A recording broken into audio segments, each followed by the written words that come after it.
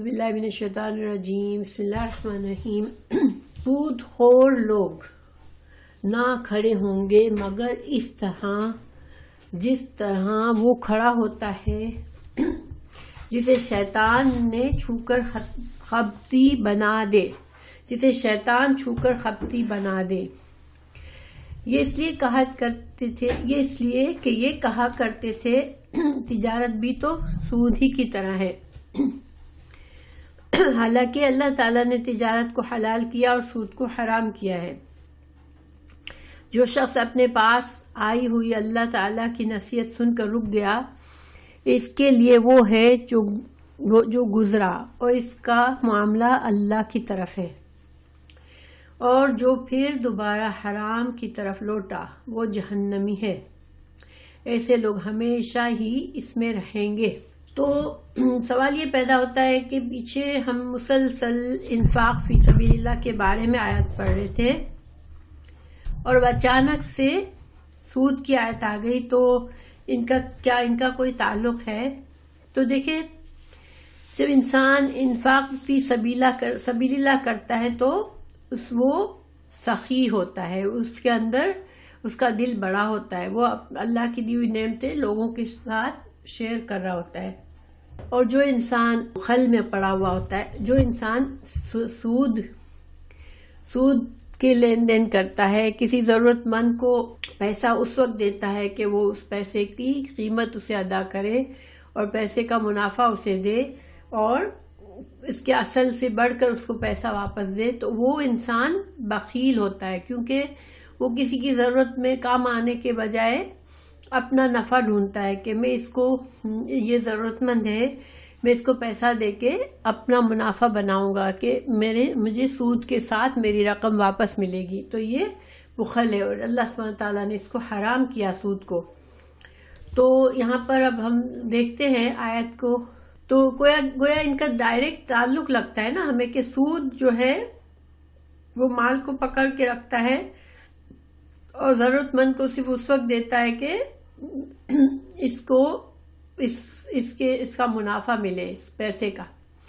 جبکہ صدقہ اپوزٹ ہے، انسان اللہ کی رضا کے لیے دوسروں کی ضرورت کو پورا کرتا ہے۔ تو اس وجہ سے یہ سینس، ان کا تعلق آپس میں بنتا ہے۔ الذین، وہ لوگ، یاکلون، وہ کھاتے ہیں، الربا، سود کو، جو سود کھاتے ہیں، اور سود کھانے کی چیز نہیں ہے، لیکن اس کو کھانے کا کیوں کہا گیا کہ مطلب ظاہری بات ہے، انسان سود لیتا ہے، پھر وہ اپنے ضرورتوں میں اپنے ضرورتیں اس سے پوری کرتا ہے، اپنے گھر میں استعمال کرتا ہے، تو گویا اس کی غذا بھی سودی نفع سے ہوتی ہے، سودی لین دین سے ہوتی ہے۔ تو جو شخص سود کھاتا ہے اس کی کیا حالت ہوگی؟ لا، نہیں، یقومون، وہ کھڑے ہوں گے، الا، مگر، ایسے، کما، جیسے، یقوم، کھڑا ہوتا ہے، الذی، وہ شخص، یتخبطہ الشیطان، یتخبط، خبتی کا لفظ ہم اردو میں بھی پڑھتے ہیں نا، یہ خبتی ہے۔ تو خبتی کس کو کہتے ہیں؟ جو بالکل مجنون سا ہوتا ہے، اس کو پتہ ہی نہیں ہوتا کیا بول رہا ہے، اس کو پتہ نہیں ہوتا کیا کر رہا ہے، اس کو ہم خبتی کہتے ہیں۔ خبت میں انسان ایک جنونی کیفیت میں ہوتا ہے، اس کو اپنے ماحول کا احساس نہیں ہوتا، وہ اپنے حلیے سے، اپنے باتوں سے بالکل لگتا ہے کہ بالکل ہر چیز سے بیگانہ ہو جاتا ہے، پاگل سا ہوتا ہے۔ تو اللہ تعالیٰ فرما رہے ہیں کہ جو لوگ سود کا دنیا میں کاروبار کرتے ہیں، وہ جب آخرت میں اٹھائے جائیں گے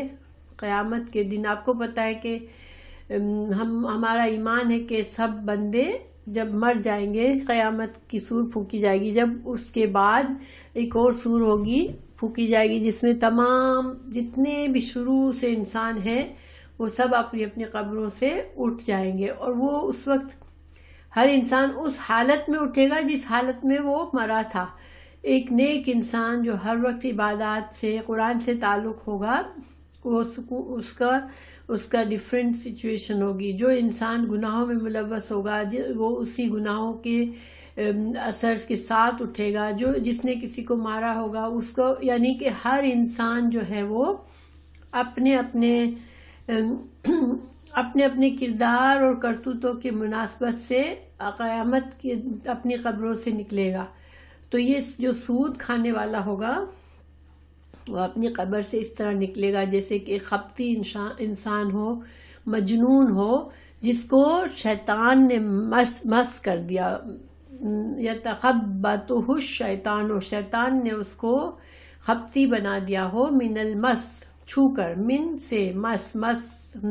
ہم مس کا اردو میں سمجھتے ہیں نا، مس کرنا، چھونا انگلیوں سے. تو دیکھیں شیطان کا چھونا، اس سے انسان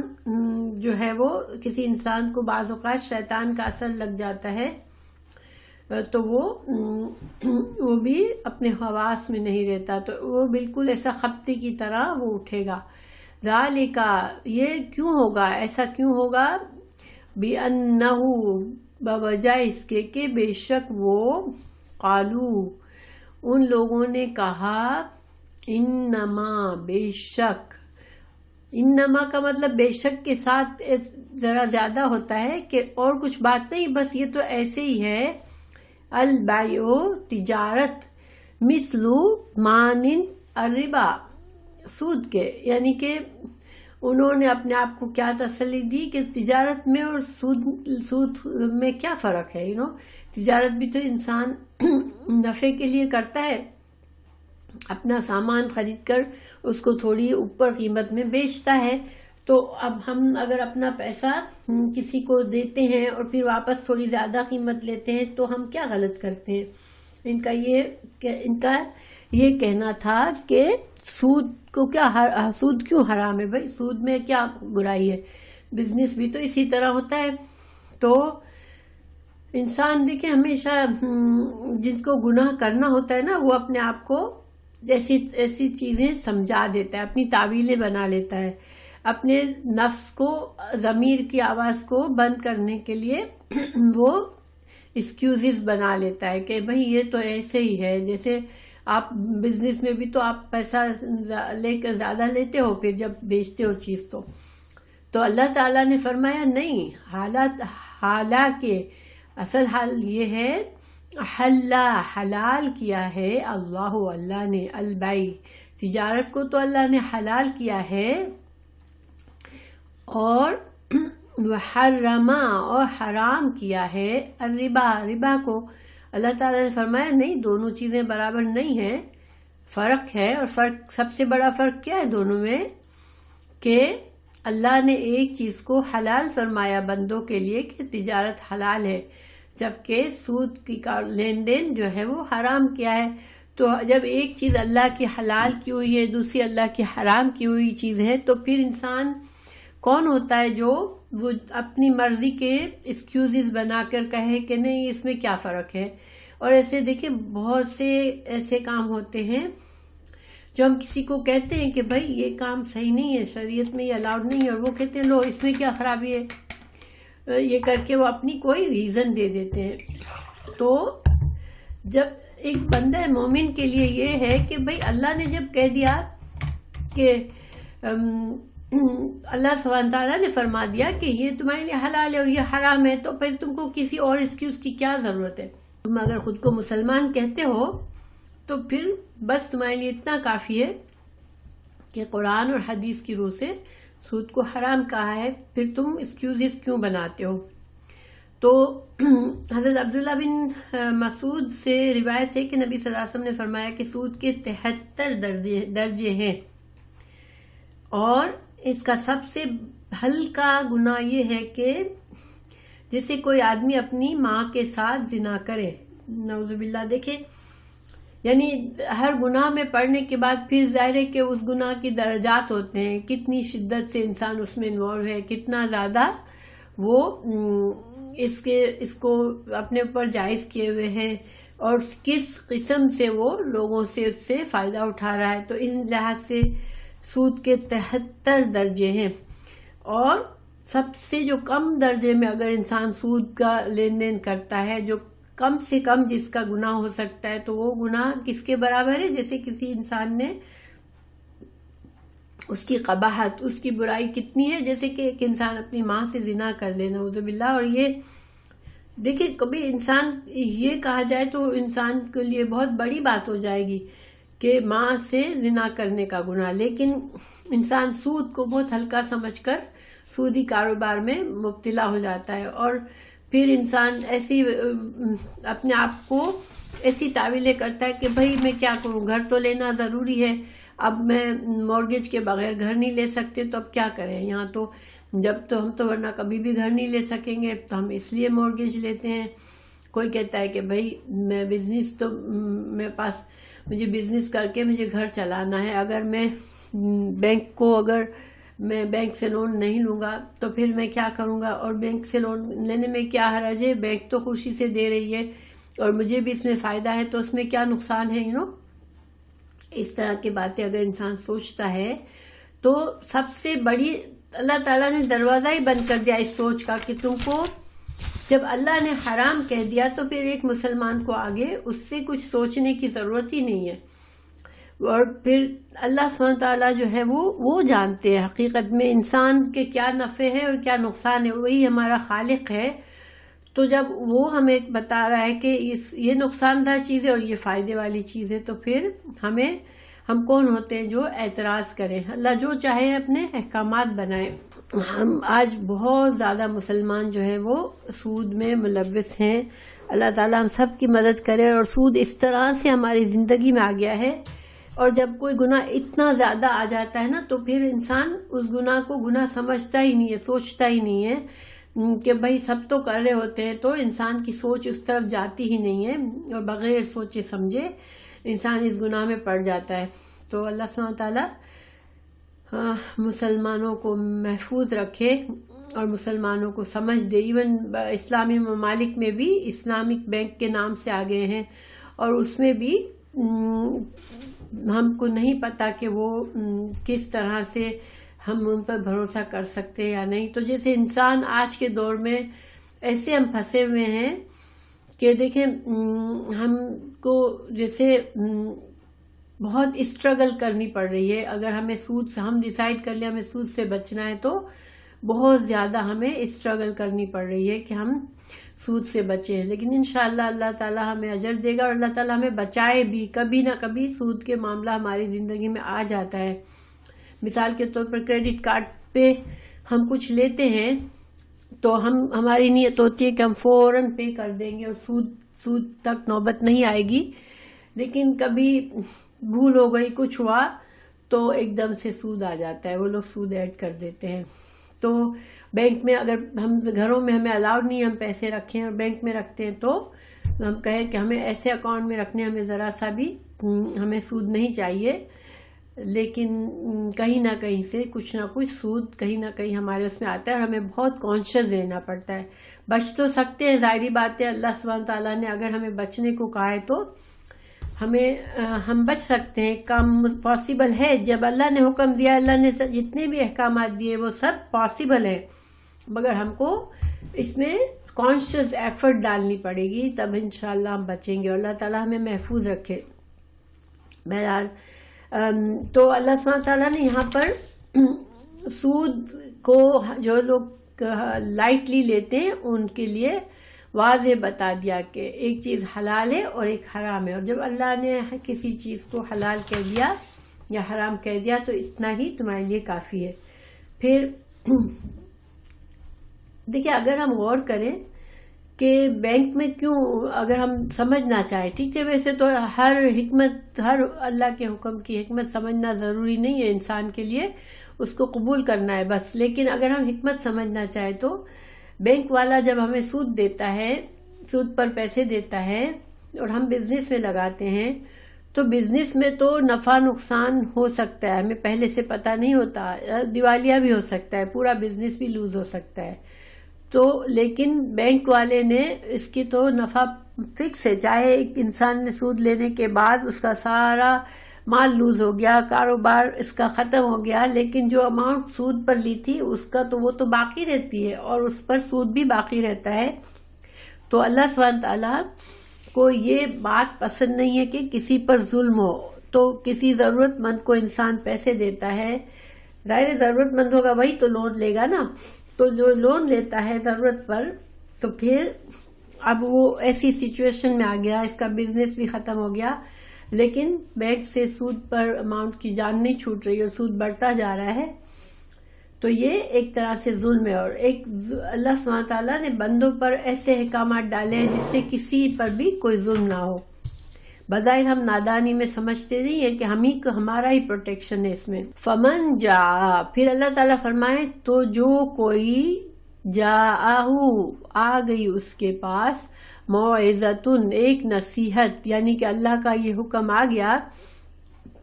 کہ اللہ نے سود کو حرام کیا ہے، جس کے پاس یہ حکم آ گیا من ربہ اپنے رب، اس کے رب کی طرف سے، فانتہا پھر وہ رک جائے، فلہ تو اس کے لیے ہے ما جو سلف جو گزر چکا. اب ہم تو قرآن ہم سب کے پاس موجود ہے، ٹھیک ہے، تو ہم کو تو پہلے دن سے پتہ ہے، لیکن جب قرآن نازل ہو رہا تھا اس وقت کی بات ہو رہی ہے کہ قرآن کے نزول سے پہلے جو مسلمان جو سود کے لین دین میں تھے، تو اب ان کے پاس اب اللہ کی یہ حکم آ گیا ہے. اب وہ کیا کریں؟ اب وہ رک جائیں اور مزید سود نہ لے. جو کچھ ہو چکا پاس میں، جتنا سود لے لیا، جو کچھ کر لیا، اللہ تعالیٰ اس کو معاف کر دے گا. لیکن شرط کیا ہے کہ وَأَمْرُهُ إِلَى اللَّهِ، اللہ تعالیٰ کے ساتھ یہ معاملہ ہے. یعنی کہ جو کچھ ماضی میں تم نے کر لیا، یہ حکم آنے سے پہلے جن مسلمانوں نے، ظاہر مسلمان تھے، سود کا حکم آیا اس وقت اسلام کو آئے ہوئے وقت ہو گیا تھا، تو اب سود کا حکم آیا ہے، تو سودی کاروبار کو اب مسلمانوں کو فوراً چھوڑنا ہے. اور کیا کرنا ہے کہ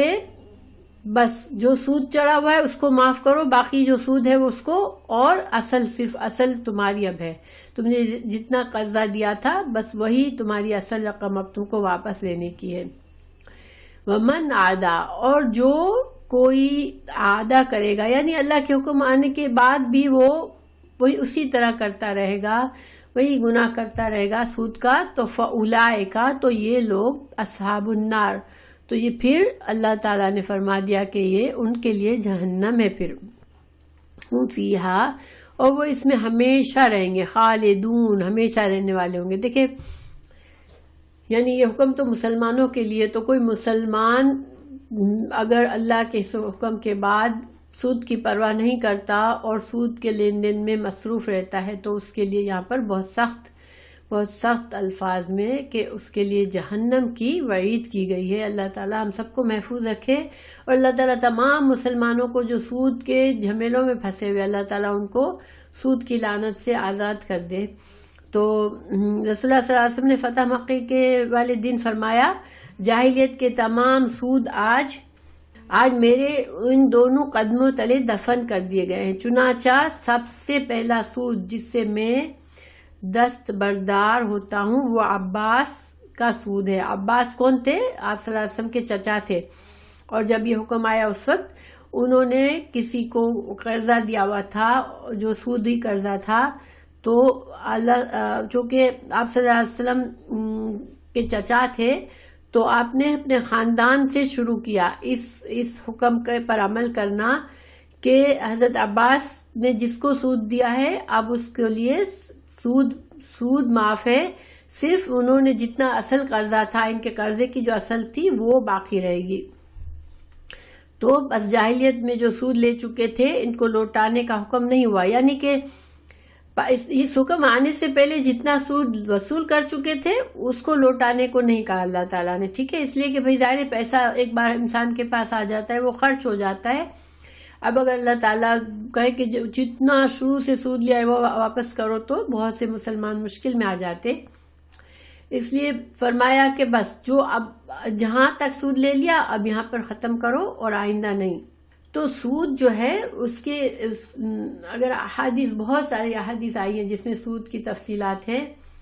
اور سود کی 2 قسمیں ہوتی ہیں، ٹھیک ہے، 2 قسمیں بتائی گئی ہیں، ایک ربا الفضل اور ایک ربا النسیہ. تو ربا الفضل کیا ہوتا ہے؟ دیکھیں کوئی انسان کسی آدمی کے پاس جائے اور ایک مثال دے رہی ہوں کہ مجھے 1 ٹن کھجور چاہیے ابھی، اور میرے پاس پیسے نہیں ہے اس کو دینے کے لیے، تو میں تمہیں اگلی فصل پر میں تمہیں اس کے 1 ٹن کے بجائے 1.5 ٹن کھجور واپس کروں گا. یعنی کہ کھجور ہی ہے دونوں طرف، لیکن وہ چونکہ اس کے پاس پیسے نہیں ہے تو کہے کہ میں اگلے سال یا اگلی فصل پر میں اس سے 1.5 گنا تمہیں واپس کروں گا. تو یہ حلال نہیں ہے، یہ سود ہے. ٹھیک ہے، تو اس کو ربا الفضل کہتے ہیں. اسی طرح سونا ہے یا کوئی بھی چاندی ہے یا کوئی بھی ایک چیز جو ہم کسی کو دیتے ہیں اور وہی چیز واپس ہم کہتے ہیں کچھ عرصے کے بعد ہم بڑھا کر دیں گے، ہمیں ضرورت ہے تو ہمیں دے دو، تو یہ سودی کاروبار ہے. ٹھیک ہے، یہ ہے جس میں ایک ہی چیز ہو، یعنی اس کی جنس ایک ہی تھی اور اس کی صرف وقت کے ڈفرنس سے ہم نے اس کی کوانٹٹی میں فرق کیا تھا، تو یہ سود ہو گیا. دوسرا ہے کہ انسان پیسے کسی سے ادھار لیتا ہے، ٹھیک ہے، اور اسے کہتا ہے کہ میں 1 مہینے میں واپس کروں گا، اور اگر 1 مہینے میں نہیں کر سکتا تو سامنے والا اب اسے مہلت دیتا ہے. اچھا تم کو میں 1 اور مہینہ دیتا ہوں، مگر اب تم مجھے اس میں 10% سود بھی دو گے مجھے. ٹھیک ہے، اس اماؤنٹ میں 10% بڑھا کر دو گے. تو آدمی کہتا ہے ٹھیک ہے، میں تمہیں اگلے مہینے 100 روپے کے 110 روپے دے دوں گا. اگلے مہینے پھر وہ نہیں دے سکتا تو اسے کہتا ہے اچھا یہ 10 روپے لے لو سود کی اماؤنٹ، میں اگلے مہینے تمہیں 120 دے دوں گا. اس طرح سے وہ بڑھتا جاتا ہے. اس طرح سے کیا ہوتا ہے کہ جو ادھار کی اصل اماؤنٹ تھی وہ بڑھتی چلی جاتی ہے، اور انسان اس طرح سے دیکھیں، اگر ہم پاکستان میں بھی بہت سے ایسے زمیندار ہیں جو کہ اپنے جو مزارع ہوتے ہیں، جو چھوٹے چھوٹے کسان ہوتے ہیں، ان کی زمینیں گروی پڑی ہوئی ہوتی ہیں بڑے ٹھیکیدار کے پاس، اور وہ چونکہ ان کے کسی باپ دادا نے سود لیا ہوتا ہے اور وہ اس سود کے قرضے میں آخر کار ان کی زمینیں چلی جاتی ہیں، کیونکہ وہ سود بڑھتا جاتا ہے، اتنا ہو جاتا ہے کہ زمیندار پوری زمین ہی اس کی ہڑپ کر لیتا ہے. تو یہ ایک ظلم ہے ایسا. اور یہ سود جو ہے وہ کیا ہے، یہ نسیہ سود ہے، یعنی کہ اماؤنٹ پیسہ دیا اور پھر قرضے کی اماؤنٹ سے بڑھ کر اس سے واپس لیا. رسول اللہ صلی اللہ علیہ وسلم نے بہت سے بے اور شرح کے بعض قسموں کو بھی صرف اس لیے ناجائز قرار دیا ہے تاکہ سود کے پوشیدہ دروازے بند ہو جائیں. ایک پورا بہت سی احادیث ہے جس میں تجارت کے قانون بتائے گئے ہیں اسلام میں، اور ان میں بہت سی چیزوں کو حرام کیا ہے اس لیے کہ ان طریقوں میں کسی نہ کسی طرح سے سود آ جاتا ہے. ٹھیک ہے، تو آپ صلی اللہ علیہ وسلم نے جو انسان اس کو ڈیٹیل میں جاننا چاہتا ہے وہ ان حدیثوں کو پڑھتا ہے تو اس کو سمجھ آتی ہے کہ اس طرح سے باقاعدہ تجارت کے بھی قانون ہے اسلام میں، اور ان قانون کے تحت تجارت کرنی ہوتی ہے، ورنہ اس میں وہ ناجائز ہو جاتے ہیں. حضرت علی کا قول ہے کہ قرض پر لیا گیا نفع سود ہے. تو بہرحال یہ تمام اس کے وہ ہے. اب اللہ سبحانہ تعالیٰ نے فرما دیا کہ ٹھیک ہے، اب یہ قانون آ گیا، اب اگر جو پھر بھی جانتے بوجھتے وہ سود لیتا رہے گا تو پھر وہ انسان دوزخ میں جائے گا. اب اگلی آیت پر جاتے ہیں. یمحق مٹا دیتا ہے، مٹانا، یمحق محق کا مطلب ہوتا ہے برباد کر دینا کسی چیز کو. ٹھیک ہے، برکت ختم کر دینا، مٹا دینا، بالکل سرے سے اس کے جڑ سے اکھاڑ دینا. یمحق مٹا دیتا ہے اللہ ربا کو، ویربی اور بڑھاتا ہے صدقات کو. تو جو لوگ سودی کام کرتے ہیں، سودی نفع لیتے ہیں، سودی لین دین کرتے، تو اللہ تعالیٰ اس سے یا تو پوری طرح سے اس سے برکت مٹا دیتا ہے یا پھر اس کو پوری طرح سے برباد کر دیتا ہے. ٹھیک ہے، لیکن جہاں تم اپنے صدقات دیتے ہو تو تم ایک چھوٹا سا بھی صدقہ اخلاص کے ساتھ کرتے ہو، اللہ کی رضا کے لیے جو مال خرچ کرتے ہو، تو پھر کیا ہوتا ہے کہ وہ اللہ سبحانہ تعالیٰ اس کا اجر و ثواب بڑھاتے رہتے ہیں، اور تمہارے لیے جب قیامت کے دن ہمارے لیے کئی گنا ہوگا، اور دنیا میں بھی اس مال میں برکت ہوتی ہے جس سے انسان صدقہ کرتا رہتا ہے. اور قرآن میں بہت سی آیات ہیں جس میں پاکیزہ اور ناپاک چیزوں کے بارے میں بتایا گیا ہے. جیسے مطلب سود جو ہے وہ ناپاک ہے کیونکہ حرام ہے، اور صدقہ کرنا، کاروبار کرنا یہ پاک ہے اگر سود فری ہو تو. جیسے اللہ سبحانہ تعالیٰ نے فرمایا قُلْ لَا يَسْتَوِي الْخَبِيثُ وَالطَّيِّبُ، خبیث آپ کہہ دیجئے کہ ناپاک اور پاک برابر نہیں ہے. وہ تمہیں ناپاک کی زیادتی پسند آئے یعنی تعجب میں ڈال دے. دیکھیں انسان کو سود کی طرف اٹریکشن کیوں ہوتا ہے کہ وہ جلدی جلدی اس کو چیزیں حاصل ہو جاتی ہے. مثلا گھر لینے کے پیسے نہیں ہیں پورے، لیکن تھوڑے پیسوں سے گھر آ گیا کہ ہم نے مورگیج لے لی. اسی طرح بزنس، اگر کسی کے پاس سمجھ لیں کہ 100,000 ہے، اس 100,000 کو اگر وہ کیش دے کر لے گا کوئی چیز، تو سپوز ہمیں 100,000 کا سپوز ایک گھر لے لیا اس نے، اگر وہ مورگیج لے لے گا تو 10,000 ڈاؤن ڈال کے 10 پراپرٹیز لے لے گا اور 10 کو وہ رینٹ پر ڈال دے گا. تو یہ بظاہر دنیا میں ایسا لگتا ہے کہ بھئی سود سے دیکھو کتنا جلدی ہمارا منافع بڑھ گیا. اگر ہم کیش کی ڈیلنگ میں بیٹھے رہتے تو نہ ہمارے پاس گھر بھی نہ ہوتا، نہ ہم اپنا جو رینٹل پراپرٹی ہم نے خریدنی تھی تو ہمیں ایک ہی پراپرٹی ملتی، جبکہ سود سے ہمیں 10 پراپرٹیز مل گئی. بظاہر ہمیں ایسا ہی لگتا ہے نا. تو اللہ تعالیٰ نے فرما دیا قرآن میں کہ تمہیں ناپاک چیزوں کی کثرت تم کو اٹریکٹ کرتی ہے، لیکن اللہ کے نزدیک ناپاک اور پاک چیز برابر نہیں ہے. پھر دوسری جگہ فرمایا کہ خباثت والی چیزوں کو تہ و بالا کر کے وہ جہنم میں جھونک دے گا. اللہ تعالیٰ تمہیں بتا رہا ہے کہ خبیث چیز جو ہے اس کو اللہ تعالیٰ برباد کر کے اس کو جہنم میں ڈال دے گا. سود دے کر جو مال تم نے بڑھانا چاہتے ہو وہ دراصل بڑھتا نہیں ہے. حضرت عبداللہ بن مسعود رضی اللہ عنہ کی روایت ہے کہ سود سے اگر مال میں اضافہ ہو بھی جائے تو انجام کار برائی ہے. ٹھیک ہے، تو یہ ساری چیز اقوال ہیں اور قرآن کی آیات ہے جو میں نے آپ کو کوٹ کی، جو کہ مختلف جگہوں پر ہمیں بتائی گئی ہیں. صحیح بخاری کی حدیث میں کہ جو شخص اپنی پاک کمائی سے ایک کھجور بھی خیرات کرے اسے اللہ تعالیٰ اپنے داہنے ہاتھ سے لیتا ہے، پھر اسے پال کر بڑا کرتا ہے جس طرح تم لوگ اپنے بچڑے کو پالتے ہو، اور اس کا ثواب پہاڑ کے برابر بنا دیتا ہے. اور پاک چیز کا سوا وہ ناپاک چیز کو قبول نہیں فرماتا. یہ حدیث بخاری میں ہے. اور ایک اور روایت ہے کہ ایک کھجور کا ثواب احد پہاڑ کے برابر ملتا ہے. اور روایت میں ہے کہ ایک لقمہ جو ہے وہ احد کے پہاڑ کے برابر ہو جاتا ہے. کبھی کبھی کسی کو ایک لقمہ تم نے اللہ کی رضا کے لیے کھلایا تو وہ اتنا بڑا اس کا جو ثواب جیسے احد پہاڑ کی طرح ہو جاتا ہے. سبحان اللہ. جو لوگ صدقہ خیرات نہ کریں اور اللہ کی طرف سے صدقہ خیرات کے سبب مال میں اضافہ کے وعدے کی پرواہ نہ کیے بغیر دنیا کا مال جمع کرتے پھرے تو وہ بدترین شریعت کے خلاف طریقوں سے وہ کمائی کریں تو لوگوں کے مال باطل اور ناحق طریقوں سے کھا جائے، یہ اللہ کے دشمن ہے اور ناشکرے اور گنہگار ہیں. دیکھیں جب انسان کے دل سے اللہ کے حلال اور حرام کی پرواہ نہیں رہتی تو پھر تو بہت سے دروازے کھل جاتے ہیں. انسان بہت سے طریقوں سے چاہتا ہے کہ بس اس طرح سے بھی مال بڑھا لوں، اس طرح سے بھی مال بڑھا لوں، لیکن یہ سب کیا ہے؟ یہ اللہ کے مجرم بننے کے برابر ہے اور جہنم کمانے کے برابر ہے. تو اللہ سبحانہ تعالیٰ نے ان آیات میں مجرم کے بارے میں بتایا کہ اگر جو سود کے چکر میں پڑتا ہے تو مجرم ہے. تو اب اس کے مقابلے میں اللہ تعالیٰ اب بتا رہے ہیں کہ ان الذین، بے شک وہ لوگ، آمنو جو ایمان لائے، وعملوا الصالحات، انہوں نے نیک کام کیے، واقاموا الصلاۃ اور انہوں نے نماز قائم کی، وآتوا الزکوٰۃ اور انہوں نے زکوٰۃ دی، لہم ان کے لیے اجرہم ان کا اجر ہے، عند ربہم اپنے رب کے پاس، ولا خوف اور نہیں ہے کوئی خوف، علیہم ان پر، ولا ہم یحزنون اور نہیں ہے وہ غمگین ہونے والے. تو اب اللہ تعالیٰ ہمیں ایک نسخہ بتا رہے ہیں کہ یہ سود میں اتنا اٹریکشن ہے، ایزی مال مل جاتا ہے، انسان کی خواہشات جلدی جلدی پوری ہو جاتی ہیں.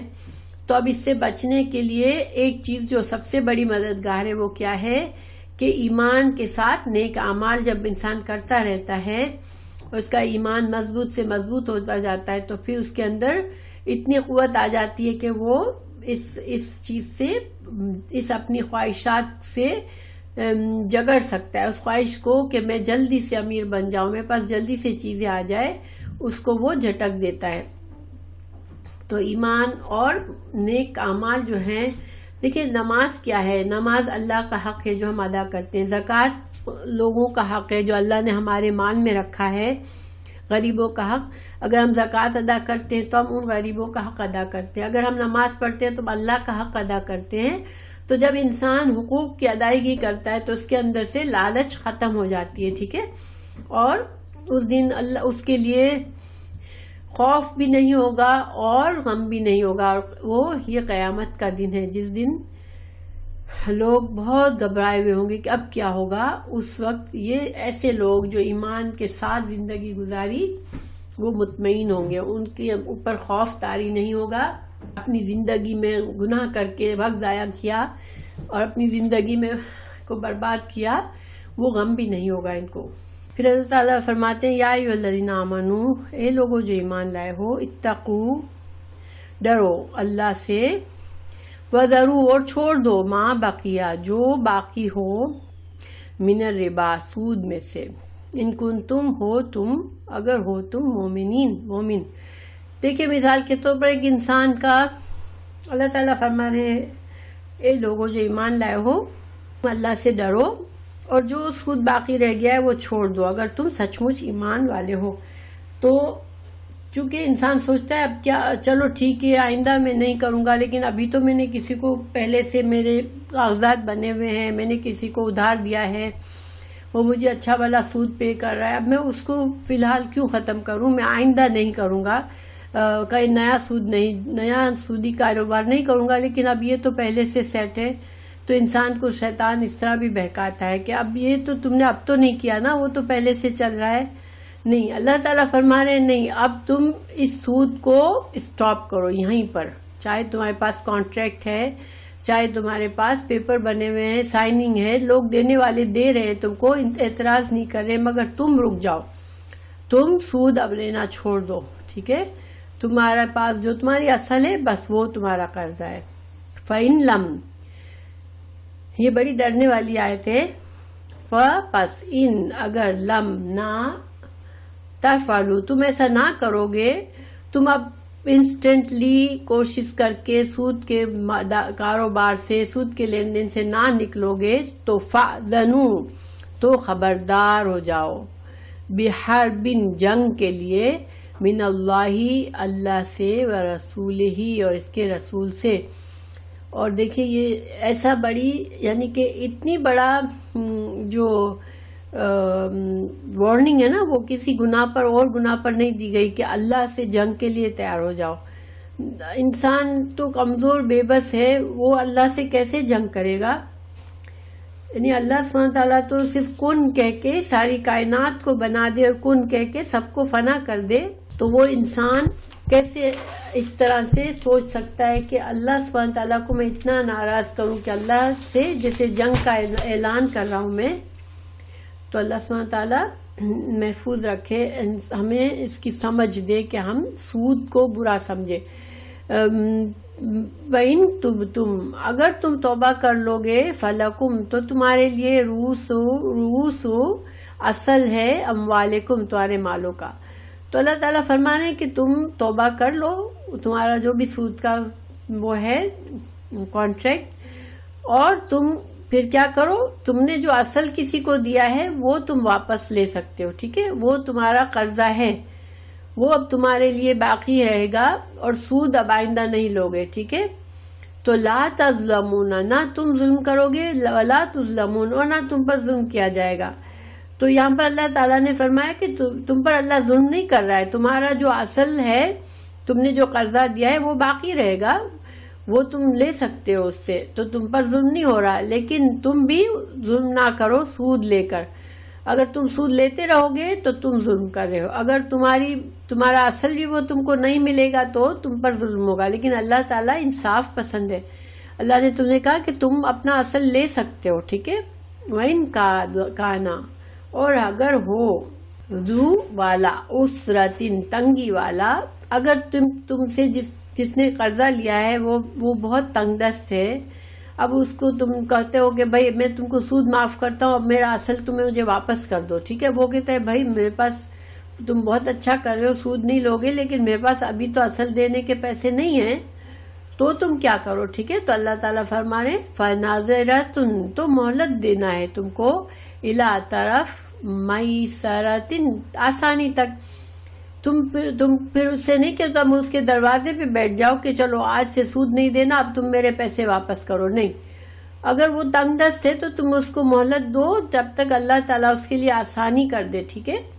یہ نہیں کہ تم انسٹنٹلی اب اس سے اپنا قرضہ واپس لے لو۔ وَأَن، اور اگر تصدقوا، اور تم صدقہ کرو اگر، خیرن، بہتر ہے، لکم، تمہارے لیے، ان کنتم، اگر ہو تم، تعلمون، تم اگر جانتے ہو، اور اگر دیکھو تم نے جس کو قرضہ دیا ہے وہ اتنا فقیر اور غریب اور ضرورت مند ہے، اس کے پاس ہے ہی نہیں کہ وہ تمہیں واپس دے، ٹھیک ہے، اور اگر تم اچھے مالدار ہو تو تم اس کو صدقہ کر دو، تم کہو کہ چلو میں نے تمہیں قرضہ معاف کر دیا، تو اب اگر تم ایسا کرو گے تو وہ تمہارے لیے بہت بہتر ہے، خیر ہے، اللہ تعالیٰ کے پاس اس کا تمہارے لیے بہت بڑی جزا ہے۔ کسی واقعی بہت ضرورت مند اور تنگ دست انسان ہے، اگر اس کو قرضہ دیا ہے، اب وہ قرضہ لے کر چھپتا پھر رہا ہے اور اس کے پاس واقعی میں ہے نہیں کہ وہ تم کو واپس کرے،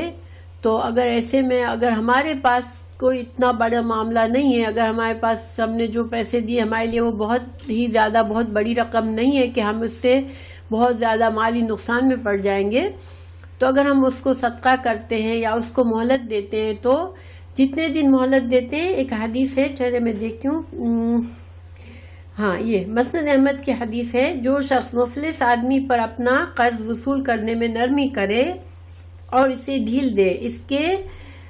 کے جتنے دن وہ قرض کی رقم ادا نہ کر سکے، اتنے دن تک ہر دن اتنی رقم خیرات کرنے کا ثواب ملے گا۔ دیکھیں کتنا بڑا جو ہے کہ اگر مثال کے طور پر کسی کے پاس $1000 ہمارے پڑے ہوئے ہیں، اب اس کو ہم نے سود معاف کر دیا، اب اس کو ہم کہتے ہیں پیسے دو، وہ کہتا ہے نہیں ہے میرے پاس ابھی، ہم کہتے ہیں اچھا ٹھیک ہے، تم جب تمہارے پاس آ جائے تو مجھے پیسے دے دینا، اب ہر دن گزر رہا ہے، اس کے پاس ابھی نہیں ہے، تو تم کو ہر دن $1000 کا صدقہ جیسے تم کر رہے ہو بیٹھے بیٹھے، اتنا اجر اللہ تعالیٰ تمہارے لیے لکھتا ہے۔ تو سبحان اللہ، یہ اللہ تعالیٰ کی وسعت ہے کہ تم نے تو 1000 دیے ہیں اور تم نے تو صرف سود جو کہ 10% تھا، 5% تھا وہ چھوڑا ہے، لیکن اللہ تعالیٰ تمہیں ہر دن $1000 صدقے کا اجر و ثواب دے رہا ہے۔ اور روایت میں ہے کہ آپ صلی اللہ علیہ وسلم نے فرمایا ہر دن اس سے دگنی رقم کا صدقہ کرنے کا ثواب ملے گا۔ تو یہ سن کر حضرت بریدہ رضی اللہ عنہ نے فرمایا حضور پہلے تو آپ نے ہر دن میں اس کے برابر ثواب ملنے کا فرمایا تھا، آج آپ 2 بار ڈبل فرما رہے ہیں۔ فرمایا ہاں، جب تک میعاد ختم نہیں ہوتی مثل کا ثواب ہے، اور میعاد گزرنے کے بعد 2 مثل کا۔ سبحان اللہ، دیکھیں اگر مثال کے طور پر ایک انسان کا کسی سے کانٹریکٹ تھا، $1000 اس کو دیے اور وہ اس سے کہا کہ تمہیں 10% سود ہے تم پر، ٹھیک ہے، اب اللہ تعالیٰ کا حکم آ گیا کہ سود حرام ہے، اب اس نے سود معاف کیا، اب اس کی جو ٹرم تھی جو پیپر پہ بنا ہوا تھا کہ وہ 1 سال کے لیے اس نے قرض لیا ہے، ابھی وہ 1 سال پورا نہیں ہوا تھا اور اس نے اسے سود معاف کر دیا، اب وہ اسے 1 سال پورے ہونے تک مہلت دیتا ہے کہ ٹھیک ہے 1 سال کے بعد تم مجھے میرے صرف $1000 مجھے واپس کرنا، ٹھیک ہے، تو اللہ تعالیٰ جتنے باقی دن ہیں اس میں اس کو 1000 کا صدقے کا ثواب دے گا۔ اب اچھا 1 سال بھی پورا ہو گیا پھر بھی وہ نہیں دے پا رہا، پھر اللہ تعالیٰ ہر دن جو بھی ڈیلے ہو رہا ہے اس کا صدقہ، اس کا قرض، تو اس میں ڈبل، اس کی اماؤنٹ کا ڈبل اس کو اجر و ثواب دے رہا ہے۔ تو سبحان اللہ، اس میں ایک روایت ہے کہ حضرت ابو قتادہ رضی اللہ عنہ کا قرض ایک شخص کے ذمے تھا، وہ تقاضا کرنے کو آتے لیکن وہ چھپ جاتا اور نہ ملتا۔ ایک دن آئے، گھر سے ایک بچہ نکلا، آپ نے اس سے کہا، آپ نے پوچھا کہ وہ کہاں ہے، اس نے کہا ہاں گھر میں موجود ہے، کھانا کھا رہے ہیں۔ اب حضرت ابو قتادہ نے اونچی آواز سے انہیں پکارا اور فرمایا مجھے معلوم ہو گیا ہے کہ تم گھر میں موجود ہو، آؤ باہر آؤ، جواب دو۔ وہ بیچارے باہر نکلے۔ آپ نے کہا کیوں چھپ رہے ہو؟ کہا حضرت بات یہ ہے کہ میں مفلس ہوں، اس وقت میرے پاس رقم نہیں اور بوجہ شرمندگی کے میں آپ سے نہیں ملتا۔ آپ نے کہا قسم کھاؤ۔ اس نے قسم کھا لی۔ آپ روئے اور فرمانے لگے میں نے رسول اللہ صلی اللہ علیہ وسلم سے سنا ہے جو شخص نادار قرضدار کو ڈھیل دے یا اپنا قرضہ معاف کر دے وہ قیامت کے دن اللہ کے عرش کے سائے تلے ہوگا۔ تو دیکھیں یہ صحابہ کرام تھے کہ جب ان کو پتہ چلا کہ یہ شخص واقعی دینے کے قابل نہیں اور شرمندگی میں چھپ رہا ہے تو ان کو رونا آ گیا۔ ان کو یہ حدیث یاد آ گئی جو کسی کا قرضہ معاف کر دے گا، کسی ضرورت مند کا، کسی مفلس کا، تو اس کو اللہ تعالیٰ قیامت کے دن عرش کے سائے تلے جگہ دے گا۔ تو گویا انہوں نے ان کا قرضہ معاف فرما دیا، اور یہ کتنی بڑی بات ہے۔ قیامت کا دن ایسا ہوگا جس میں کوئی شیڈ نہیں ہوگا۔ اس دن جو ہے وہ اللہ تعالیٰ ایسے شخص کو شیڈ دے گا جس نے کسی بہت مفلس کو تنگ کرنے کے بجائے اس کا قرضہ معاف کر دیا۔ یہ صحیح مسلم کی حدیث ہے۔ اللہ سبحانہ وتعالیٰ نے یہاں پر اب مزید ایک اور نصیحت فرمائی، وَاتَّقُوا، اور ڈرو، یومن، اس دن سے، ترجعون، تم لوٹائے جاؤ گے، فیہ، ترجعون، تم لوٹائے جاؤ گے، فیہ، اس میں، اللہ، اللہ کی طرف، یعنی کہ قیامت کے دن سے ڈرو۔ ثم، پھر، توفا، پورا دیا جائے گا، کل نفس، ہر شخص کو، ما کسبت، جو اس نے کمائی کی ہے، وہم لا یظلمون، اور وہ ظلم نہیں کیے جائیں گے۔ اللہ سبحانہ تعالیٰ نے یہ آیت کے بارے میں ہے کہ یہ قرآن کی آخری آیت نازل ہوئی ہے۔ حضرت ابن عباس سے روایت ہے کہ اس آیت کے بعد حضور صلی اللہ علیہ وسلم کی زندگی 31 دن کی بھی 31 دن کی ہے، یعنی آپ صلی اللہ علیہ وسلم 31 دن اس کے بعد دنیا میں رہے، اور کسی ایک دوسری روایت میں ہے کہ آپ صرف 9 رات تک زندہ رہے، اور ربیع الاول کی 2 تاریخ کو پیر کے دن آپ کا انتقال ہو گیا۔ اور ابن جریج کا قول ہے کہ اس کے بعد حضور 9 رات زندہ رہے، ہفتے کے دن سے ابتدا ہوئی اور پیر والے دن انتقال ہوئی، یعنی کہ 2-3 روایتیں اس کے بارے میں۔ تو خلاصہ یہ ہے کہ یہ آخری آیت ہے جو آپ اللہ سبحانہ تعالیٰ نے اتاری، اور اس میں بندوں کو قیامت کے دن سے ڈرایا، نصیحت فرمائی کہ تم اپنے اعمال پر نظر رکھو، کیونکہ قیامت کا دن ایسا ہے کہ اس دن پورا تمہارے اعمال کا بدلہ دیا جائے گا۔ تو ہم جو بھی عمل کرتے ہیں، اگر ہم مسلمان ہیں تو ہمیں اللہ پر بھروسہ ہے، تو ہمیں یقین ہونا چاہیے کہ انشاءاللہ بعض اوقات مشکل ہوتی ہے نیک کام کرنے میں، اور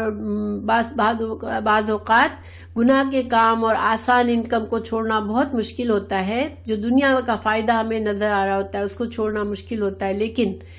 اگر اس میں گناہ کا پہلو ہے تو اگر ہم چھوڑ دیں گے تو انشاءاللہ ہمیں اس کا اجر وہ ضائع نہیں ہوگا، ہمارا ظلم نہیں ہوگا ہم پر کہ ہم نے تو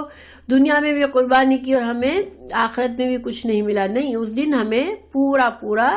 ہماری ہر نیکی کا بدلہ ملے گا۔ اور اللہ تعالیٰ محفوظ رکھے جو لوگ گناہ کے ساتھ دنیا سے رخصت ہوں گے، توبہ استغفار نہیں کی ہوگی، اپنی اصلاح نہیں کی ہوگی، تو پھر ان کو ان کے گناہوں کی سزا بھی ملے گی۔ اللہ تعالیٰ ہمارے تمام گناہ اس دنیا میں ہی معاف کر دے، اور اللہ تعالیٰ ہمیں توفیق دے کہ ہم گناہوں سے بچنے کی کوشش کریں۔ اللہ تعالیٰ ہمیں